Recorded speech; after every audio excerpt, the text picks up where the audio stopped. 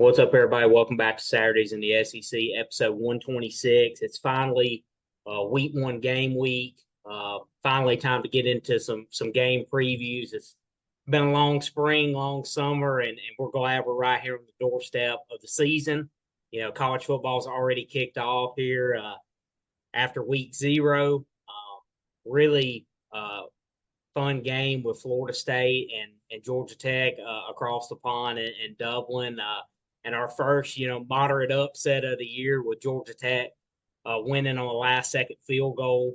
Um, Definitely, I don't think it was a huge surprise. I mean, a 10.5 point favorite for Florida State, but a lot of people thought Georgia Tech was kind of a sleeper in the ACC, and Florida State with a lot of new pieces. So I wouldn't say it was a huge shot, but definitely a little bit of a surprise with FSU going down week zero. Just kind of give me your thoughts on what you saw, out of Florida State and just your reaction to the outcome.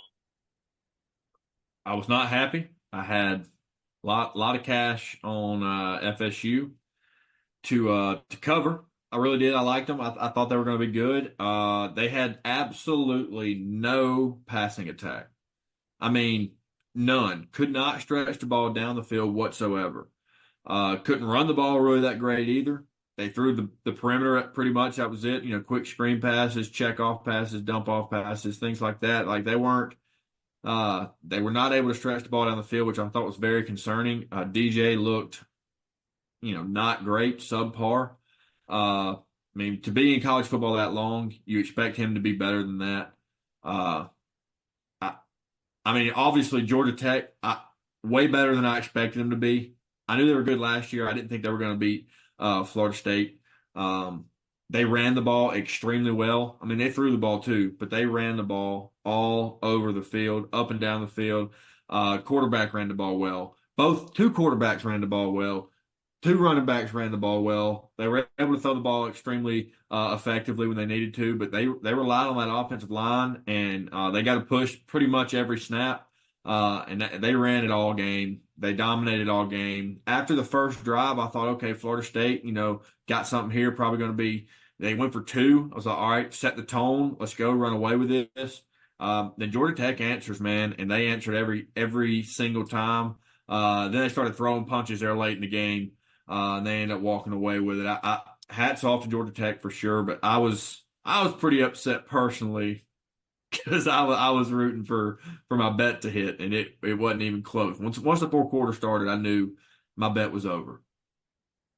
Yeah, what I thought was crazy in this game, Florida State only got one from the 6 minute point of the third quarter on. They only got one drive the rest of the game. I thought that was crazy the way, Georgia Tech was able to really possess the ball. They pretty much held the ball from that point on the end of the third quarter. They ended up punching it in to go up seven. Florida State responded. That was their one drive they actually did score on. They had a 15-play, 84-yard drive that took up basically the first half of the fourth quarter, and then Georgia Tech, um, took the last 6:33, drove it down 12 plays, and obviously kicked the game winning field goal. So it was one of those like long drive, especially in the second half. There just was not many possessions. I mean, every possession was critical, and there was a couple long drives there. So, but yeah, I mean, they pretty much doubled up FSU on the ground, 198 to 90, or I believe that was correct. So yeah, 189 to 90. Um, like you said, Haynes King, I thought really effective on the ground, especially when they needed it. His mobility, we know him well from being in the SEC in the past, and he's a really, underrated athlete and underrated runner. He's got really good vision and patience too for a quarterback, setting up his blocks, and he was just really effective. I mean, wasn't a crazy day through the air, and the conditions, obviously, it was in the low 60s. It was raining at times, so it definitely wasn't a typical late August football game, that's for sure. Right.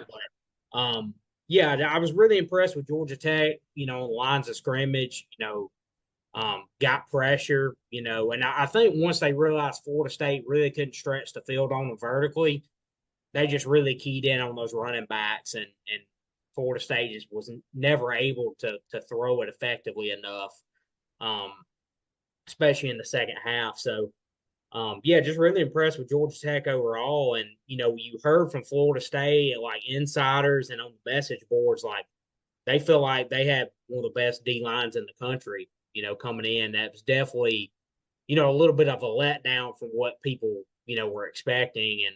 And now I think the offensive line got a little hampered just because they couldn't throw it very good. So I think it made them so one dimensional. Later on in the game, they weren't really able to run it that well either because there just was no threat of the pass. I was texting, some of my family and stuff. I was like, this looks like a game plan for a true freshman quarterback, not a Yep. fifth year senior quarterback. And I knew it would be conservative, just it being his first game there, obviously the conditions, and their FSU's questionable at wide receiver. Like my uncle's a big FSU fan, and he's like, yeah, we're going to lean on our run game this year. Our offensive line, should be really good, and we're kind of questionable at receiver, so I just don't expect a ton of possessions in this game. And I think that's going to take some time to really develop. So, but I was surprised they weren't able to throw it a little better than they were. So definitely a little bit of panic, from Florida State early. Still got some tough games down the stretch. Clemson, obviously Miami. They got to go to Notre Dame, I believe. So um, definitely not one you want to drop in week 0. But it'd be interesting to see if they can kind of bounce back and get the passing game going where they're more balanced offensively. Honestly, good time to drop one. If you're going to drop it early. Because Yeah, everybody's going to forget real about it. early. If you're undefeated mid-October, everybody's going to forget about it. So if you're going to drop it early. That's what Yeah, we assume anyway. We really don't know. We talked about that last time we recorded. We really don't know if how it's going to play out, when losses are going to matter, and how they're going to affect you. So I mean, this is a perfect test, and we're going to find out. But I feel like if they're able to win out and get back in the conference championship game, obviously if they win it, they'll be in it. But I feel like if they get back to it, I think they'll be in. Especially if those two are their only losses. If they do end up getting to the conference championship game without another loss and then losing the conference championship game, I still think they would be in. Depending on how Georgia Tech's season goes. Georgia Tech's got a pretty manageable schedule, so keep an eye on them. They may be creeping up the charts probably mid-October-ish. Got a pretty decent schedule that they'll be able to, I feel like, not drop any, and if they do, just maybe drop one by the time mid-October rolls around. So look out for them. I feel like they can make some noise in the ACC this year. I can't. The coach's name is slipping me. I know he used to be the offensive line coach at Alabama, doing a fantastic job down there. This is his second year there, and done an absolutely fantastic job. yeah. Yes, Brent Key. He was That's the it. Yeah. offensive line coach for the 2017 national title team. He was actually assistant under Jeff Collins, who got fired. Then they obviously promoted Brent Key to interim, and then he got the full time job. I agree with you. He's done a fantastic job there, starting to recruit pretty well too. And That's some as you NIL mentioned, backing. Did you see that the other day? They had like an $850,000 NIL signing or something. yeah, a big 5-star offensive tackle in this Yeah. class. So they're coming around on that front. Yeah, really starting to recruit well. And you mentioned too their schedule. Mid October when it really gets tough for them. But 3 of their 4 probably toughest games, not counting Georgia, just conference game wise, is Notre Dame at home the 19th of October, and then at Virginia Tech, Miami at home, and then NC State at home. So 3 of those 4, being in Atlanta is huge, but that 4-week stretch, 4-game stretch there is going to decide it for them more than likely. But yeah, I mean, getting those games at home, they're definitely a sleeper in the ACC, and I do think this wouldn't be as big of a deal for Florida State if it wasn't a conference game. Like that made the loss hurt Yeah. that much more. Kind of already put you behind the 8 ball, in the ACC when you got so many other 3 or 4 tough games remaining. If this would have been a non-conference game against I don't know, Oklahoma State or a decent, a good team from another conference, I feel like it wouldn't be as big of a deal, but that definitely puts a little extra sting on it because it is a conference game week one. But be interesting. The ACCs should be a really fun conference this year, as is the Big 12. It's going to be super interesting. Obviously, we know the SEC will be. So, yeah, there's going to be a ton of good football this year. So I'm obviously can't wait to get to this Saturday. Absolutely. And speaking of, I believe to start off, not to start off, the complete day, but actually, yes, it is to start off the Saturday. It is Clemson and Georgia kicking off in Atlanta. Um, I went back and I did some digging at how Georgia and Clemson has started their season since 2016. So since Kirby Smart has been at Georgia, Kirby Smart starting the season, he is 8-0. In two of those weeks, you can take the opponent out. The week one is App State in 2017. So his week two opponent was Notre Dame, and he won that game 20-19. Believe that was on the road. And then 2018, he opened up with Austin Peay. If you take that away, week two, he had South Carolina, won 41-17. The other teams he's beat in 2016, North Carolina. In 2019, Vanderbilt. 2020, Arkansas. 2021, Clemson. 2022 Oregon, and he skull drug Oregon 49-3, by the way. And then last year they opened up with UT Martin. So of the 8 opening games that he's had, 6 of them have been, sure enough teams, and he's 8-0. Clemson also, Dabo took over in 2009. 2008 he was the interim, but officially took over in 2009. He's 6-2 since 2016, and 2 of his losses have come in the last 3 seasons. 2 of those losses, one of them being to Georgia, obviously in 2021, as I just alluded to, and then he lost to Duke last year by 4 touchdowns or 3 touchdowns. He lost 28-7. The teams he has beat, 2016, he beat Auburn at Auburn. He beat Kent State in 2017, but if you wipe that and go to week 2, he beat Auburn at home 14-6. They beat Furman week 1 in 2018, but if you wipe that, played at Texas A&M or played against Texas A&M, I'm not sure where the game was, and beat Texas A&M 28-26. In 2019, he opened up with Georgia Tech, beat them 52-14. Not the Georgia Tech we just spoke of. They were a much different team then, so you can wipe them. Week 2 of that year, Texas A&M beats them 24-10. 2020 opens up with Wake Forest, beats them 37-13. In 2021, opens up with Georgia, great game, loses 10-3 late. Then beat Georgia Tech in 2022, 41-10, and then lose last year to Duke, 28-7. So 2 of the last 3 years, Dabo has fallen and stumbled in his first game of the season. I think Georgia is much better than them. It has been quite some time since Clemson has been genuinely relevant in the postseason talk. Now that the playoffs expanded, they get a little more relevant again. But if they open up this season with a loss to Georgia, it definitely hurts them in the committee's eyes, for sure. I don't think it hurts them, too much because, like I said, it is early. Losing early does help. But starting out another season with a loss, and then they got a pretty tough schedule. They haven't really gone through the portal.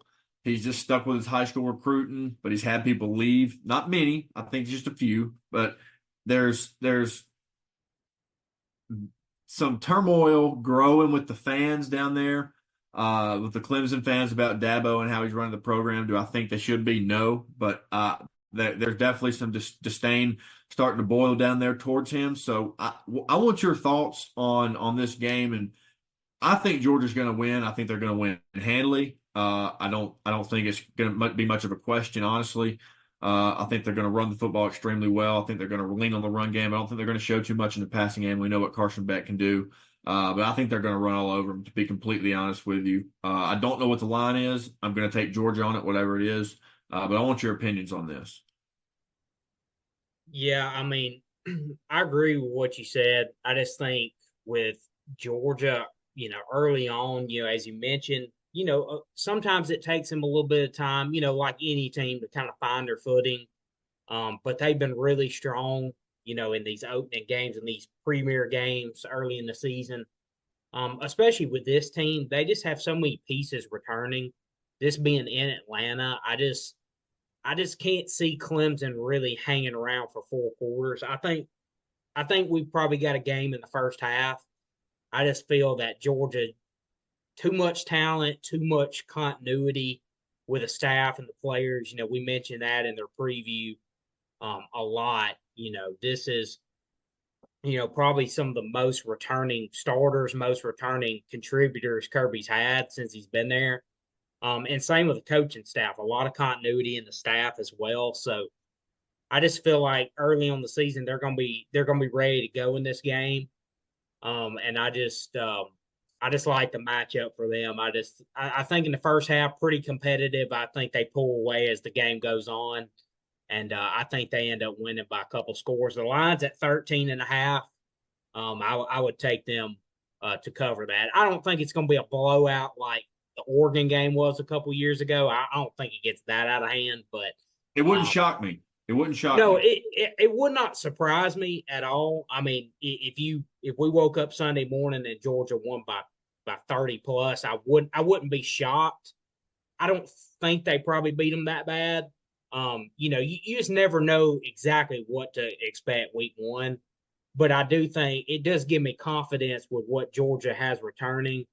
Obviously, they're going to be super motivated after last year and a team that was definitely one of the four best teams. Lost in the SEC championship in a close game, and obviously didn't have a chance to win the national title. So they're going to be highly motivated, and I feel like they're going to come out and take care of business. And in the second half specifically, I think they're going to pull away. I think there's some rumors as far as Branson Robinson. I think he may have gotten hurt. There's some talk about Trevor Etienne not knowing his status totally from off-season incident. I think it was a DUI incident.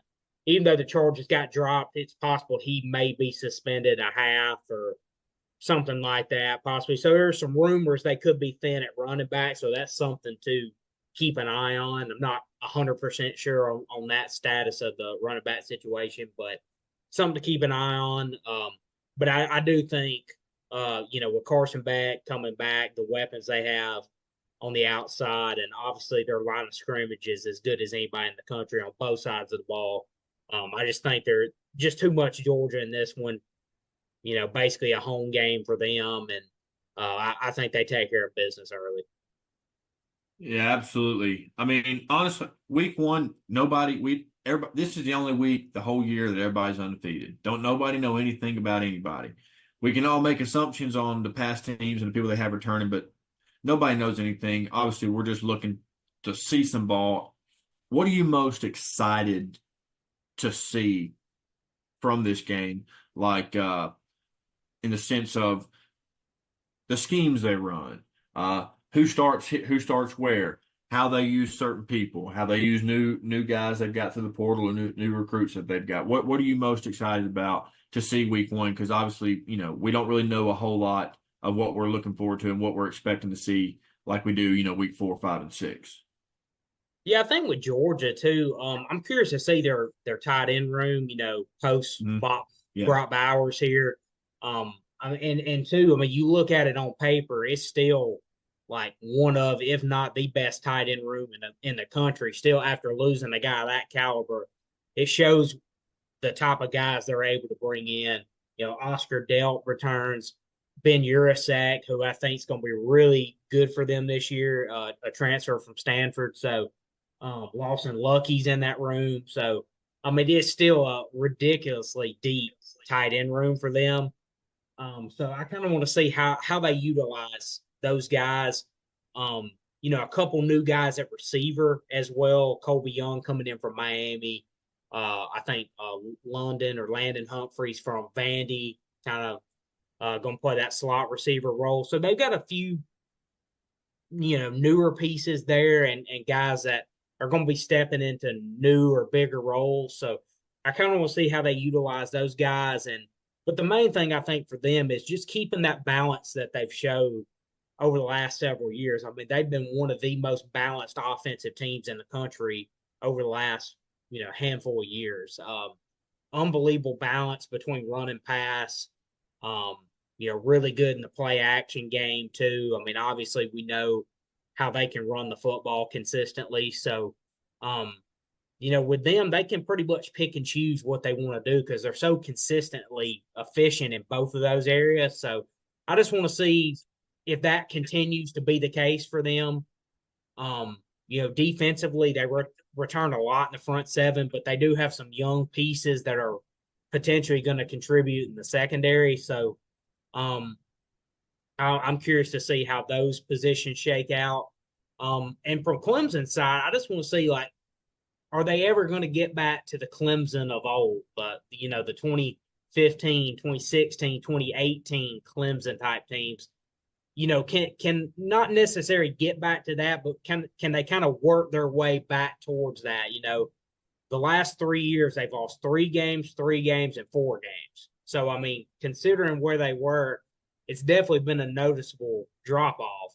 So I'm just curious, is there any way they can get that back in this new era? And how is another year with Kay Klubnik and Garrett Riley going to work out? So a lot of really good storylines in this game. Um, but I hope Clemson can keep it close just for the sake of a good game. But with Georgia's continuity, I think it's going to be an uphill battle for Clemson. Yeah, absolutely. I'm looking forward to seeing how Georgia's linebackers are this year. They're going to be so much better. Last year they had some injuries and they had some people go down and some people dip on them that they weren't expecting to leave. They had to throw some young guys in there that weren't quite ready. They're ready now, and so I'm excited to see how that defense looks. I mean, we know it's going to be dominant. Just but the new names we're going to learn from those guys or from that side of the football. And then Clemson, yeah, you nailed it. The quarterback play. I mean, in his little 5 6 year 4 or 5 year run that he had where he was going to the championship game or going to the playoffs every year, winning some 2 championships, he did have 2 generational quarterbacks in that span. I mean, you're talking about Deshaun Watson, dominant college quarterback, really good NFL quarterback. And then you got Trevor Lawrence, absolutely dominant college quarterback, really good NFL quarterback, went #1 overall. So it's not like Dabo's just has been doing this and he's cut it out. I get it. You expect him to still recruit at that level, and a lot of fans do. But that's where a lot of the upwards come. And I'm like, I get it, but the quarterback is not. Cade Klubnik is not Trevor Lawrence. He's not Deshaun Watson, not even close. So what I'm ready to see or looking forward to see is how much better has he gotten, and what have they done to take it? What have they done in their offense to take some of the pressures off of the quarterback? Because it's not a generational talent out there, and you can't rely the whole offense be on them like it was when Trevor Lawrence and Deshaun Watson was there. And I feel like that's how it was a little bit last year, and I don't think Klubnik was ready for it. Maybe he's ready for it now, and they don't change anything, but you've got to do something different because it's the quarterback play has just gotten worse and worse, and I don't think it's a talent thing. Obviously, the talent's not as good, but I don't think it's necessarily that K Club is not good. I just think they maybe are used to having that type of quarterback back there, like a Trevor Lawrence and Deshaun Watson, that you can rely to do a whole lot of things and not going to mess up, and he can't quite get there. Maybe I'm wrong on that. That's just what I see, what I feel like. Do you feel like I'm off on that? No, no, I agree with you too, and I think the skill positions, especially receiver, hasn't quite been the caliber too of what some of those guys had. That's fair. With It's very fair. Trevor Lawrence, they have a lot of really big time. I think about Justin Ross specifically in that 2018 title game, how he burst on the scene as a freshman, and they just had so many guys step up. I just feel like they haven't had that same level of receiver as well. Um, they've had some big physical receivers in the past, and a guy like T Higgins has had a really good NFL career. I just feel like on that position it hasn't been quite as strong either. But yeah, I agree with you. I mean, how can they help the quarterback, help K Klubnik out a little bit more? And I think, you made a good point earlier with Clemson fans, kind of getting a little bit antsy, a little bit restless, I guess you could say, with the way things have been the last couple of years. And I don't, like I said, I don't think the only reason I don't think it's totally all base is just because of, Dabo's stubbornness kind of publicly, Right. with there's been a lot of guys, and there's a lot of guys. Nick Saban was this way. Lane Kiffin's been outspoken.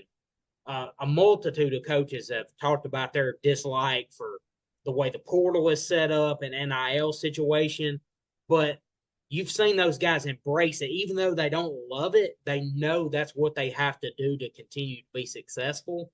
It's a very And fair those point. Yeah. guys, specifically, a lot of these guys have been able to kind of stay at the top of their game.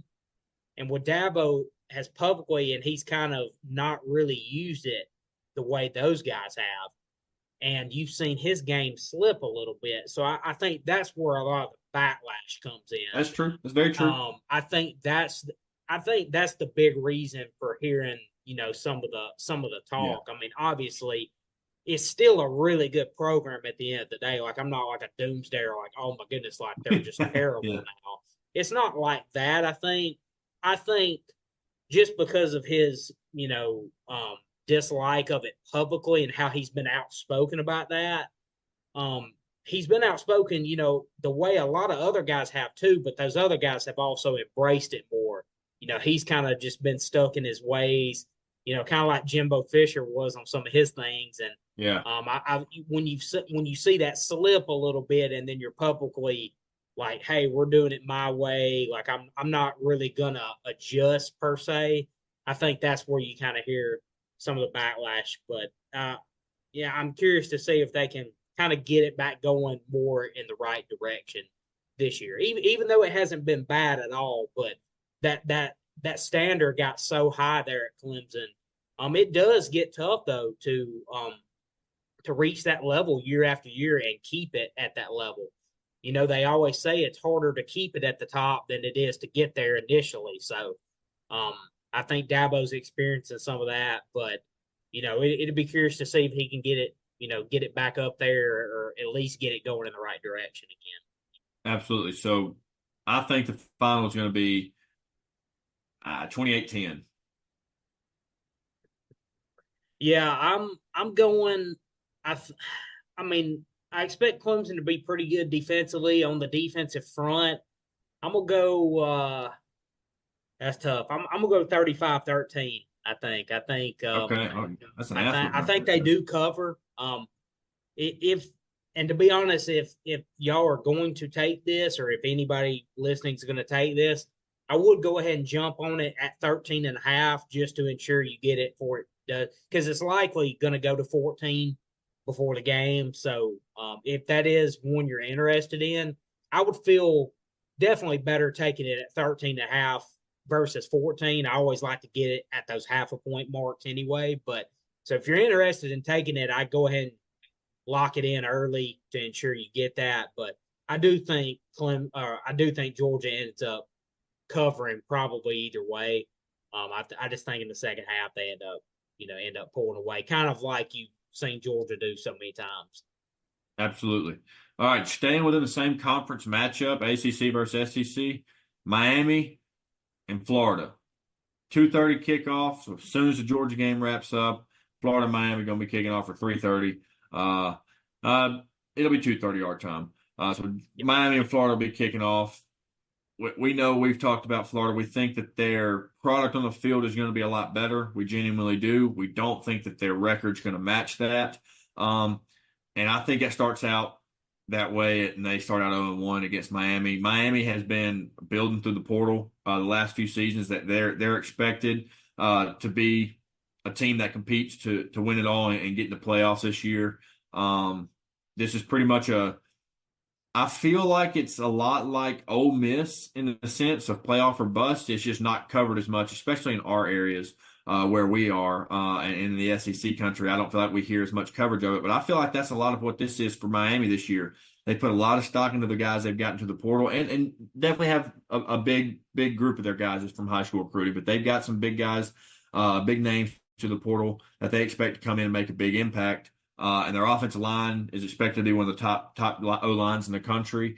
I think that Miami takes off and wins this game. I don't think it's going to be too much. I think it's a lot like we're talking about Georgia in the second half. I think Miami in the second half is just going to end up being better, a little bit deeper. That goes a long way in a football game. I just think Miami's a better football team. They're built for this moment. Their time is now. That's what they've been preaching. That's what the coverage has been. That's what they're expecting. So it's their time to prove it. Is Miami finally back? We're going to find out. But I think they start the season 1-0.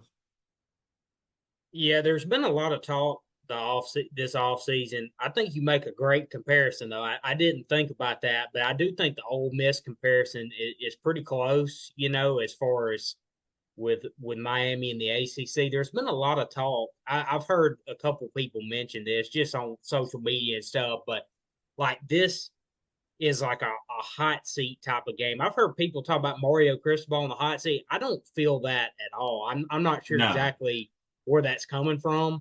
I mean, I think, the Georgia um, Tech game last year, maybe. yeah. Now, I mean, yeah. Obviously, that was That could be the only one I can understandably think so. of, though. He's built that program was not good when he took over. They are very competitive now, and they're going to be good this year. Yeah, I think so too. I'm buying the Miami hype. I've heard people say as well, like, oh, people hype up Miami every year, and that has been the case some years. Certainly, they've been hyped up and falling flat on their face a couple of times. So I mean, that's not all base or anything, but I do think this year the way they're recruiting, like you mentioned, they've really done well in the portal this off season. Um, in the spring window as well was really successful for them. Obviously, the crown jewel, getting Cam Ward out of the portal and getting him to come back to college for another year and forego the NFL draft, that was huge for Miami. I think that's one too. I think people inside the Florida State program, I think as the year goes on too, are going to be kicking themselves. They didn't land Cam Ward, and Yeah. he's at Miami this year. I think you'll see a big difference between Cam Ward's play and probably what DJ's going to give you the rest of the year. But that's a different conversation. But I am buying the Miami hype. I do think they're going to be um, I'm certainly playoff contenders. I think there's a good chance they can win the ACC this year. Obviously, that would put them in.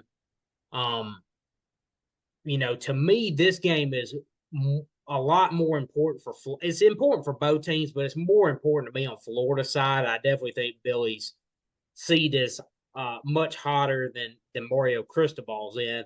I mean, both teams could go a long way getting a win in this game, but I do think this game is going to be close. I think the swamp factor is going to keep this one pretty close. I agree with you. I think Miami's a better team. I just think week one, we saw a similar situation 2 years ago, Utah coming into Florida and a Utah team that was better than Florida. But the swamp crowd kind of came through there. They were able to pull that game off late. I think it's kind of a similar situation here, but I do think Miami wins a close game.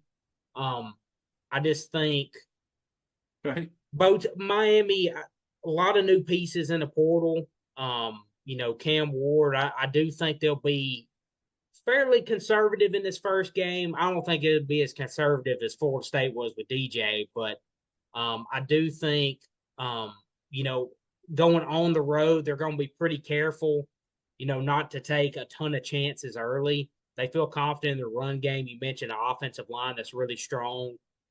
They've really, upgraded their defensive line. Like Ruben Baines, probably one of the better, edge rusher defensive linemen in the country.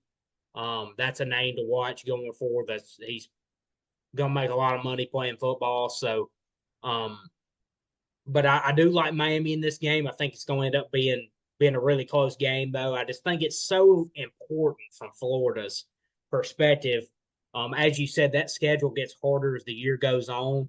But I think this is definitely one of the better games of the weekend. But I do believe Miami is going to end up pulling it out in the end. Just think they're a little bit better on both sides of the ball. But that swamp crowd will probably keep Florida in it.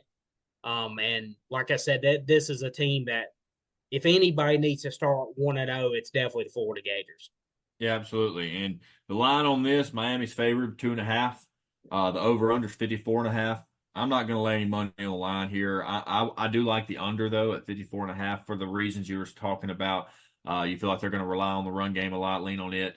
I I just feel like they're going to wear them down. They have a much deeper roster than Florida's got. They're going to try and lean into that and get into that roster, get those second, third guys out there. I don't expect a high scoring game. I don't really expect Florida to be able to put a whole lot of points up. I like Graham Mertz, but just the pieces around him, and they're just not as good.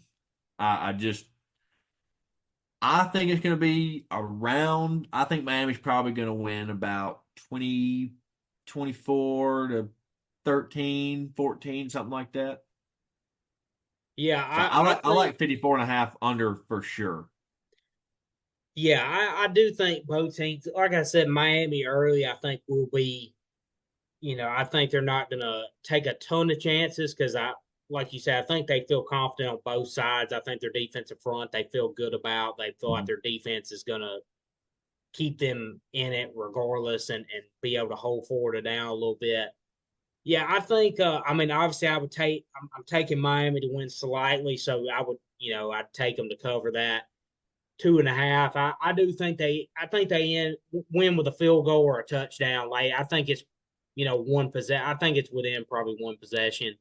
I think Miami pulls it out late, but um, I'm pulling for the Gators though. I mean, I'd love to see them start off with a win. I do like Billy Napier a lot, but um, it's going to be interesting. I mean, certainly, I think one of the best games of the weekend here. I like I like seeing these really good non-conference Mhm. rivalries. To like a Florida and Miami and some of these teams. I think that's really interesting. I'm glad it's on the schedule.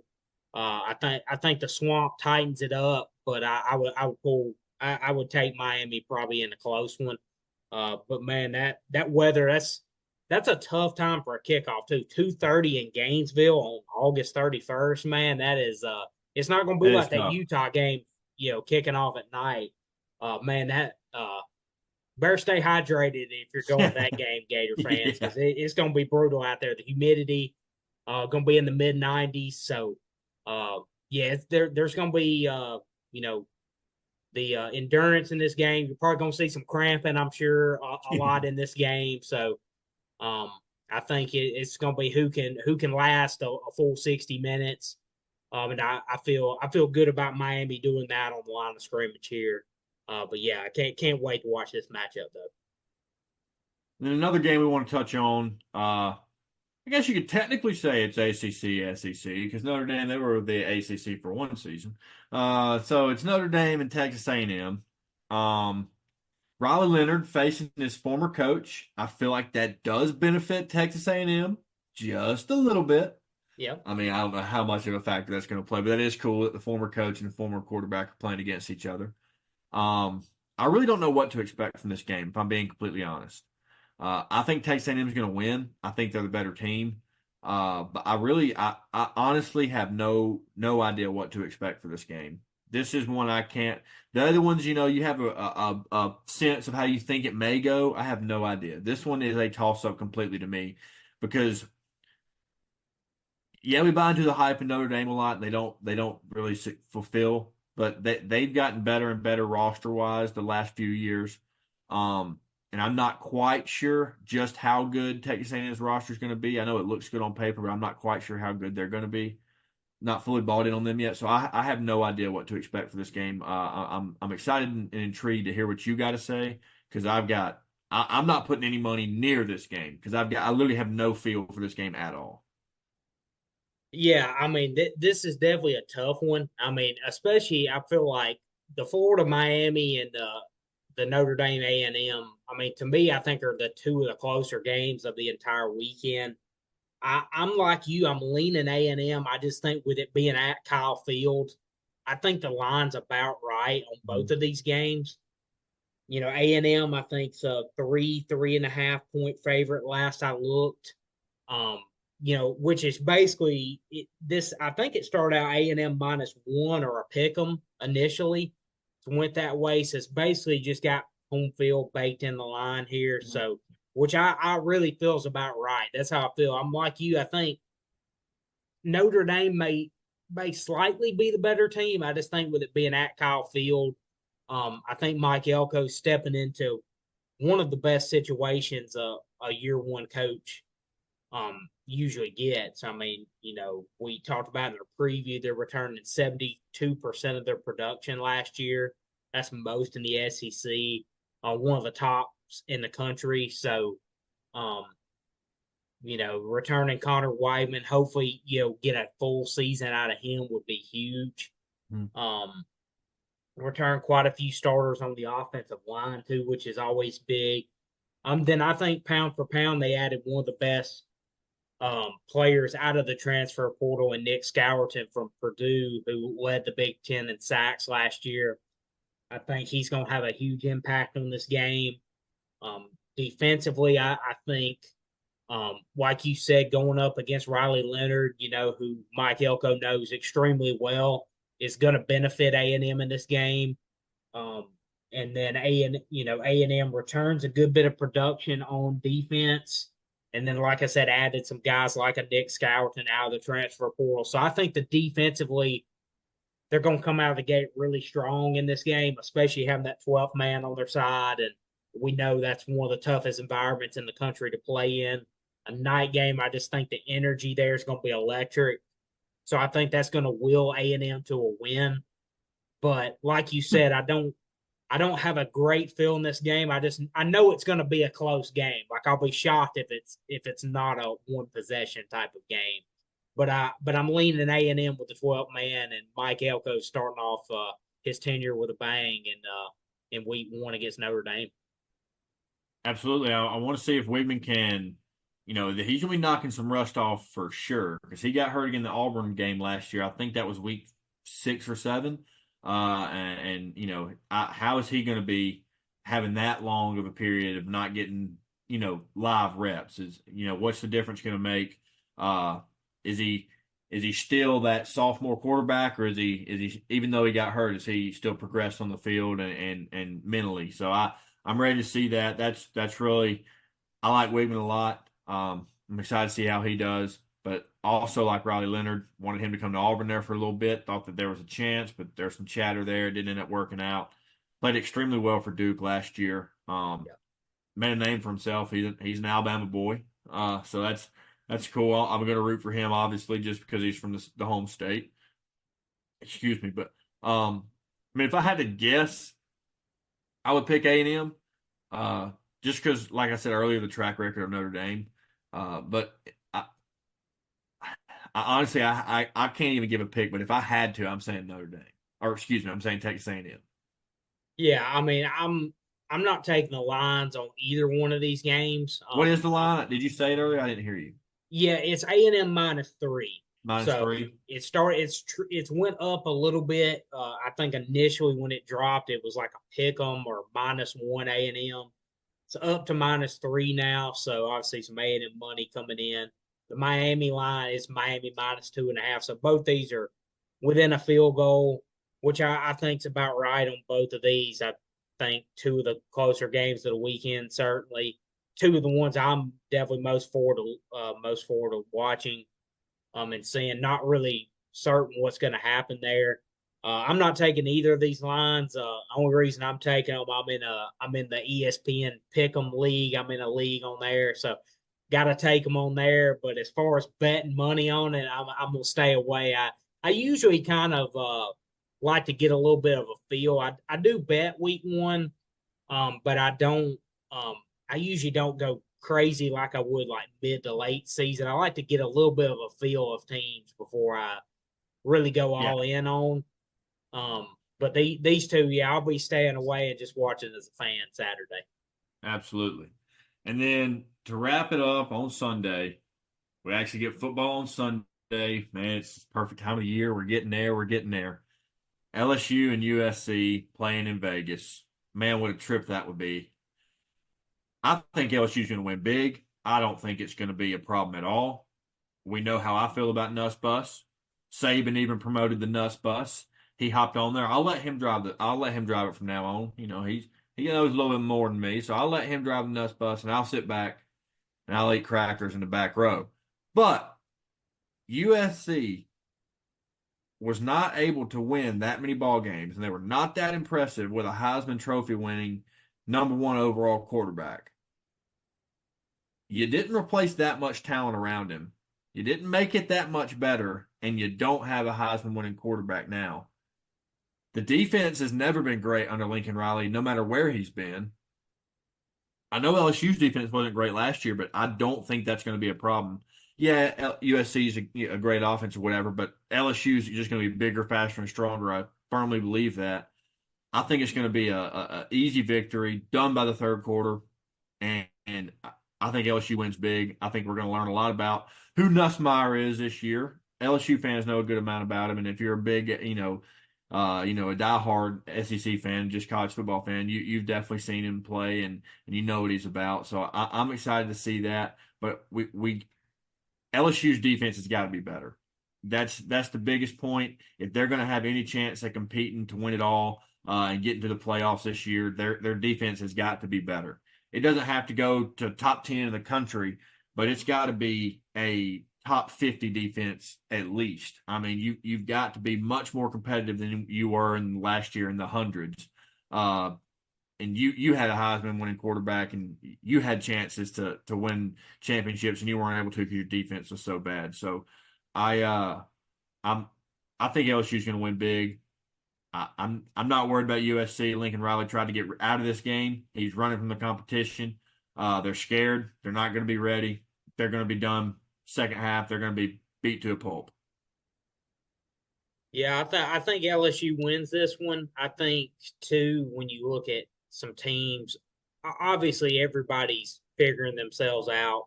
Early in the season, especially week one. I just I'm just going to take the bigger, more physical team, and Every time. that's what LSU is in this matchup. Like you said, I do think it's going to be a higher scoring type of game. Both teams are figuring themselves out, especially on defense. We know USC.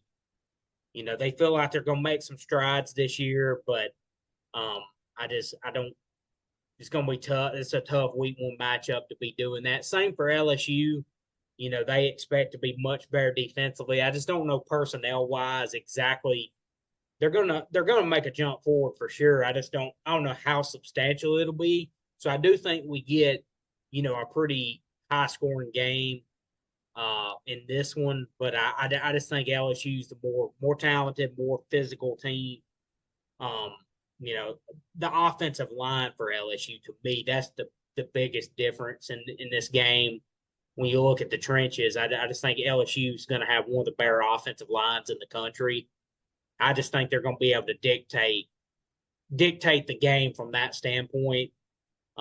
There's been some talk in LSU camp about Garrett Nussmeier, and his turnovers. So that's something to watch. I think a guy that's played a good bit of football, but this is his first crack at being the full time starter.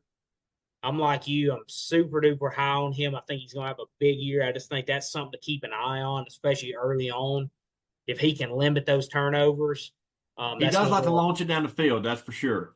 Yeah, I mean, we know him to be, he's that gunslinger type of quarterback. Big time. He's going to show off the arm. When you got it, you got to show it off a little bit. So that's something that if he can just keep those down a little bit, obviously, that's the biggest thing in football: controlling the line of scrimmage and limiting turnovers.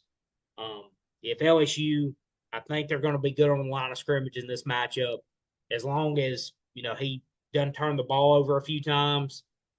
That's a big key in this. But as Coach Saban said, people are talking about LSU having to replace a lot of skill guys at wide receiver. He's like, man, just shake the trees in Louisiana, you'll have a couple really good receivers Yeah. fall out. So I Yeah. think Kyron Lacey, I think he's ready to take another step forward this year. I think he's going to be big for them. Chris Hilton Jr. there, Aaron Anderson, former transfer from Alabama, I think is going to contribute there as well. So, and then Nussmeier behind one of the best offensive lines in the country. So, kind of anchored by Will Campbell left tackle. So yeah, I think LSU ends up winning this one. Just think there's a lot of really fun storylines in this game. So it's definitely an intriguing matchup being in Vegas. should be a very entertaining game to watch. I do think we'll see some points scored with both teams, really ironing things out defensively and trying to improve on what they've been over last season. Absolutely. I'm just so glad we're here. It's officially game week. Last week was game week, but not really. It is officially game week. Every college football team is playing a game this week. Oh my God, it's like a weight has been lifted off my shoulders. I know I'm not doing anything and haven't been doing anything to prevent college football from being happening, but it's like it's here. I'm free. It's time. It's my time. I get to Man, watch college football for 5 months. I'm right there with you. Couldn't be more excited. I do want to ask you before we wrap up, are there any other games? I mean, obviously we'll be, watching our teams. I mean, that's you always want to see how your team looks week one. You look on paper, you analyze all off season what you think, but we don't know. Even the coaches don't know until you go up there and strap in a live game situation exactly what you have. Um, with individual players and your entire roster as a whole. But what are some games maybe under the radar a little bit this week, or maybe some specific players or areas of teams that you're also going to be watching and interested in this Saturday or in this weekend as a whole? Texas defense. That's the biggest question mark I got. That's what I'm ready to see. Uh, they're playing Colorado State, so obviously not. It's not you're not playing Clemson, you're not playing Miami. It's not something like that. But it's not a team like a Ole Miss has, like a Furman or an Old Dominion, or it's a little bit middle of the pack. They played Colorado well last year. Not that Colorado is any showstopper; they won 4 games, but they're a more competent team than what people usually open up with. So seeing how their defense is week one and what they have to work with this year and the guys they've got to replace the guys they lost last year, lost a bunch of guys on that defense. So really that's what I'm most looking forward to this weekend outside of the big games and outside of the games in general, just some small stories. That's the one is Texas defense.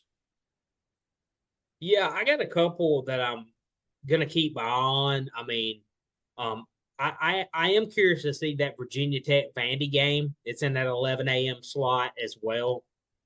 Virginia Tech, kind of like Georgia Tech's kind of a sleeper in the ACC this year. We talked about with Vandy's schedule. You know, they need to make hay early if they want to be able to overachieve. I mean, this game, Virginia Tech's the better team, but it's at home. I want to see how close they can keep that game. Kind of want to see Virginia Tech too, see if maybe they're going to be able to, make some noise in the ACC a little bit. And one out of conference game that I'm really intrigued by, also in the 11 a.m. window, and that's Penn State going to West Virginia. I think obviously it's not getting the shine as the games we previewed tonight, but man, that's a really really intriguing matchup. Early in week one, the Big 12 is going to be absolutely insane this year. I mean, there are as many as 8 and 9 teams think they have a chance to compete for the Big 12 title. I mean, Kansas State, Utah's in there now.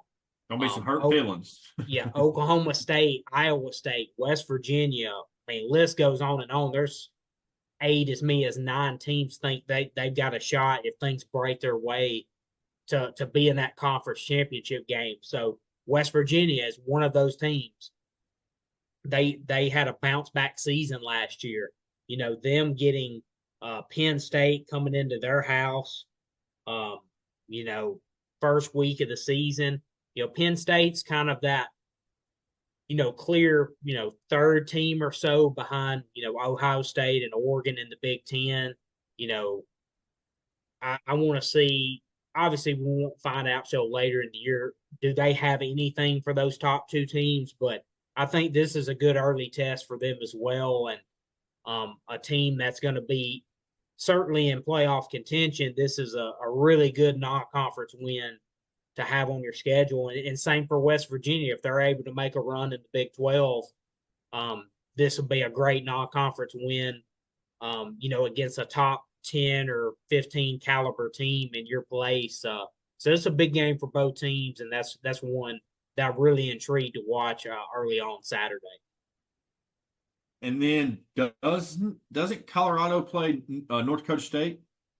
Yes, that is Thursday night. That's That's one I was right. mentioning. I'm Well, excited to count me see in on that that as game well.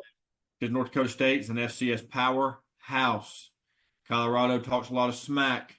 We're about to find out how good Colorado actually is because no North Dakota State is no slouch. They are a damn good football program. Now the caliber of player probably not the same that at Colorado, for being honest, but they're a damn good football team, and I'm very excited to see how that one plays out. Yeah, I We'll mean, be tuning into that one. oh, absolutely. I mean, there's no absolute, barn burners necessarily Thursday night, but A you lot of got that. intriguing matchups though. Exactly. Yeah. Colorado playing North Dakota State. I'm tuned into that one. Obviously, we got two SEC teams playing that night. Arkansas hosting Arkansas Pine Bluff. Murray State hosting Missouri. Mhm. Obviously be tuned into them. See, it's always good to see week one. Taylor Green debuting for Arkansas. Bobby Petrino back at Arkansas's offensive coordinator is interesting. Obviously, Missouri has a ton of positive momentum headed into this year, and a lot of returning pieces.